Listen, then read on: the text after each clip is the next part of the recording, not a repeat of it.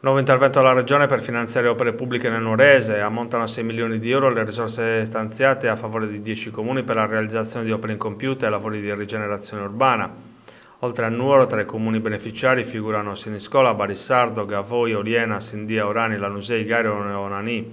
Si tratta di risorse a valere sui fondi del mutuo infrastrutture, 40 milioni di euro, rimodulati dalla Giunta regionale.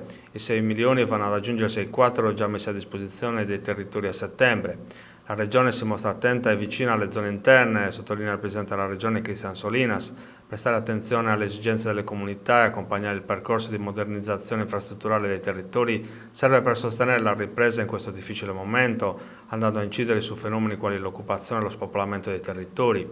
Sulla stessa lunghezza d'onda anche l'assessore regionale ai lavori pubblici Roberto Frongia. Andiamo incontro alle esigenze dei territori riservando particolare attenzione a una zona della Sardegna che ne aveva urgente bisogno e che da tempo attendeva questa misura.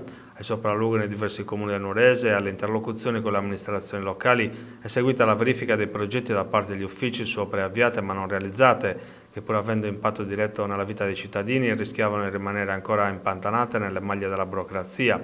Sul fronte dell'assetto idrogeologico e difesa del suolo sono stati destinati, oltre alle risorse al Comune di Nuoro per l'intervento di consolidamento e sistemazione dell'anfiteatro comunale, pari a 1,5 milioni di euro, i fondi a favore del Comune di Onanì per la ricostruzione e l'adeguamento dimensionale del sistema di raccolta delle acque bianche.